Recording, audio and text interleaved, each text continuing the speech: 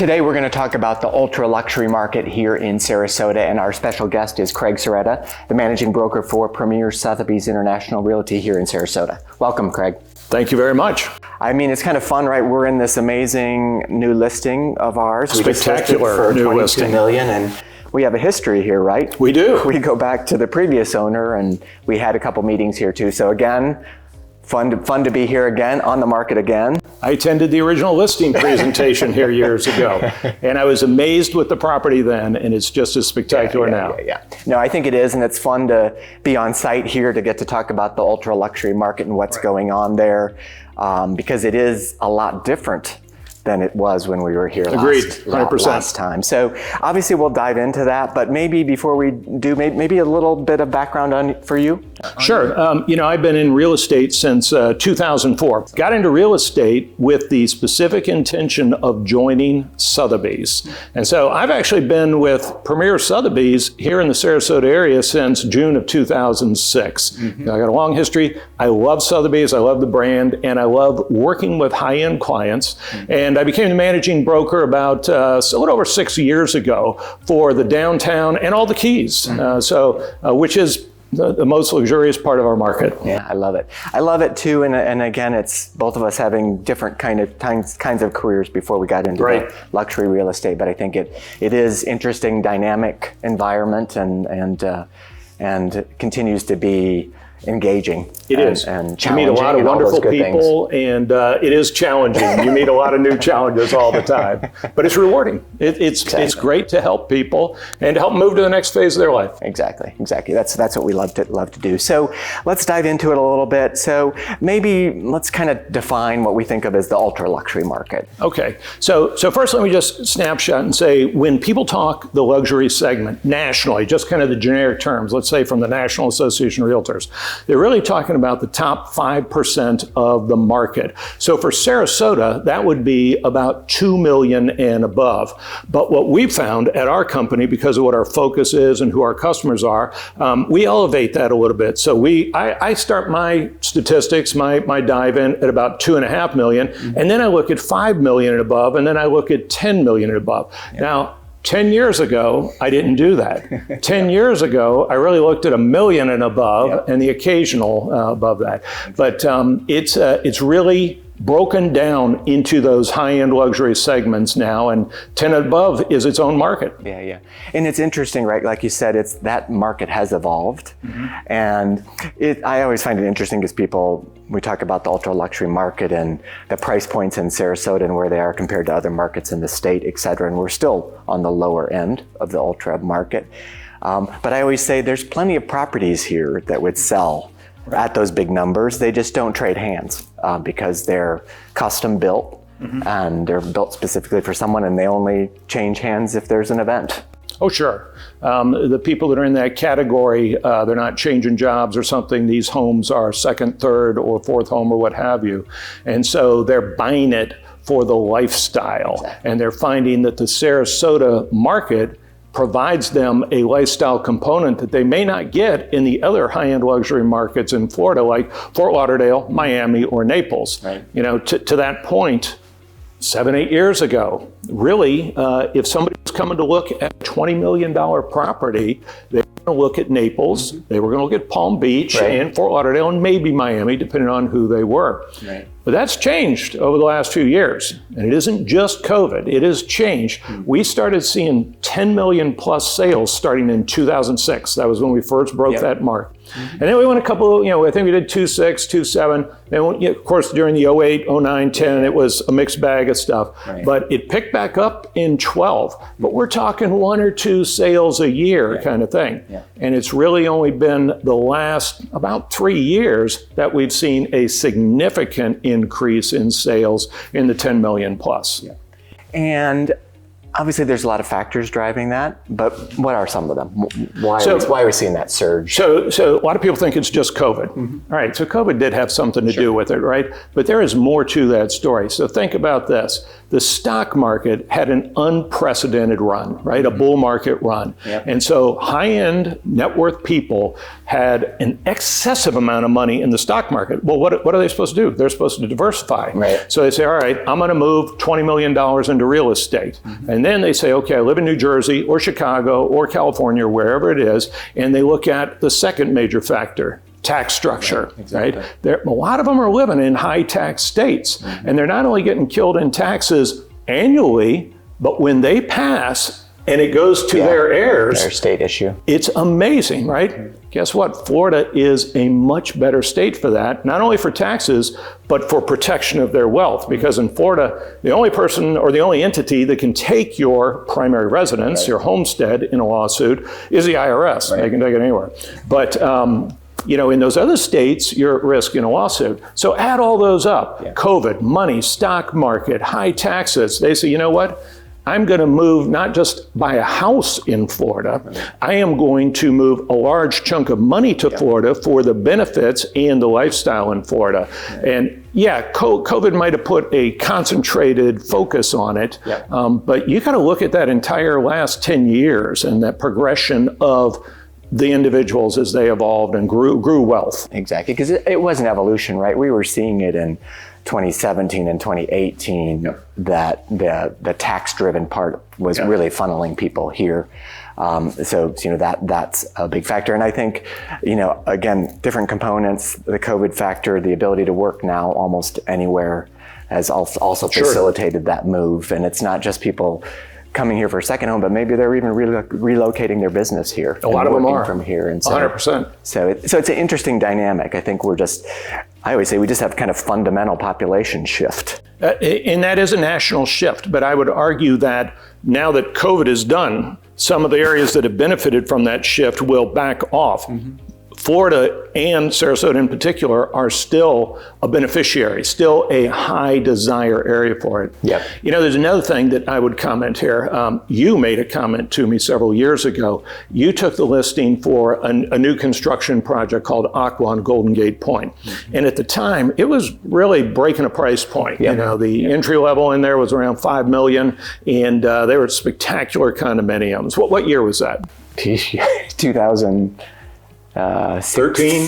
14, 15, 14. They were finished in about 15, 16, I think. Yep. So I personally remember asking you, holy smokes, Joel, you sold every unit in there at $5 million, and how did you do it?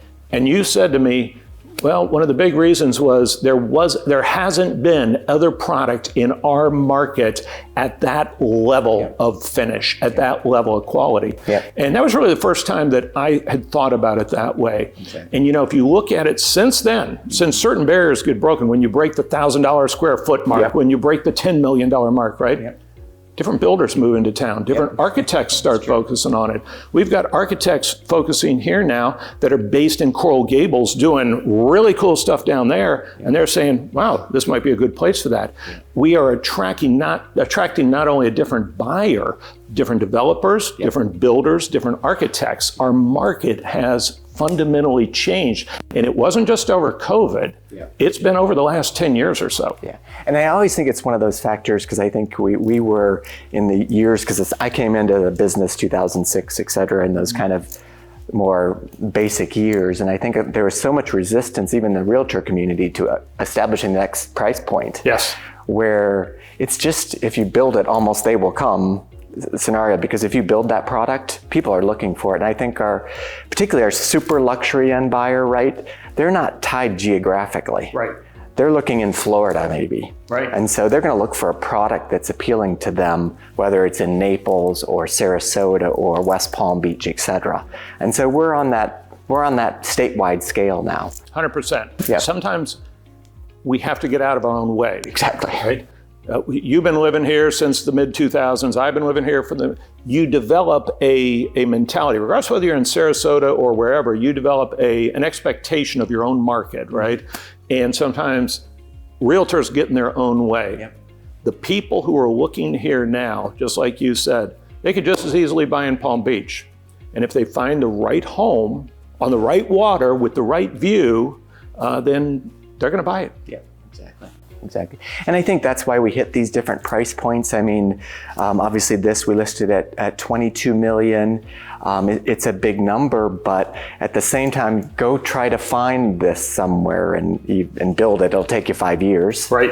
If you can ever find a lot like this, which you'll never find, you have to get your designer from Miami and your builder and your architect involved, and it's just an enormous process. And that's what's interesting. So I work with several builders who have $20 million build projects, 4 or 5 of them going on right now. Yep. So this is going to be a price point that's somewhat normal in the future. So think about the alternatives. Fort Lauderdale, Palm Beach, Miami.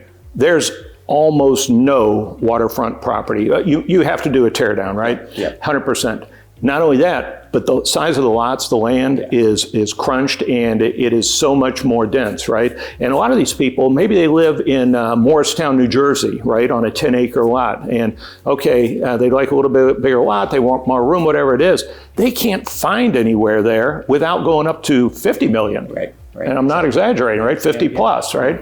And then they look at Naples and they say, well, I might could find what I want over there for 35 million. Right. And then they look here and they say, wow, this is even nicer for 20 million. Yeah, exactly. Yeah. And they can get it here. Yes. I mean, I showed our Sanderling listing, $18 million listing last week to a young couple from Naples that came up, and they're like, 4 acres on the beach? Yeah. That's not, we don't believe it. Right, right. We want to touch it and see it. So again, it's the uniqueness of a lot of the properties we have in Sarasota too that is going to drive value and be interesting for the future. It's just that we are growing quickly, and we have gone from becoming the second sister to becoming perhaps a primary desire. Yeah. And anybody who's looking in Naples today is also looking in Sarasota. Yeah. Maybe not Miami, because a lot of the buyers in Miami have a little bit different disposition. They have a little bit more of an East Coast mentality, but we get a lot of East Coast people here now too. That's the other thing that changed. Mm-hmm. Look back 5, 6, 10 years ago, Midwesterners, right? And our higher end clients were from Chicago. Now they're from New York, Boston, New Jersey, California, state of Washington. In fact, today in our office downtown, we had the owner of Sotheby's, Gibson Sotheby's from Massachusetts, in our office today networking with us because we're doing so much business back and forth with Boston. Yeah. We've done a couple deals with Boston referrals from the Sotheby's there. So and I think California is the new one too, right? It's just very interesting. That case 1900 Casey Key, which we sold 2 years ago, that was a record breaker. Yep. And that was California. Young couple relocating from California. So and we're seeing more Californians now in 1 year than we did in the past in like a 2 or 3 year combined. Yeah, exactly. And understandable for me anyway. It's understandable. All right, so we kind of hit the gamut on the luxury market. Anything else you want to throw out there as to what's interesting or a prediction even for the rest of the year? Other thing that I would say is it is both single family and condominium.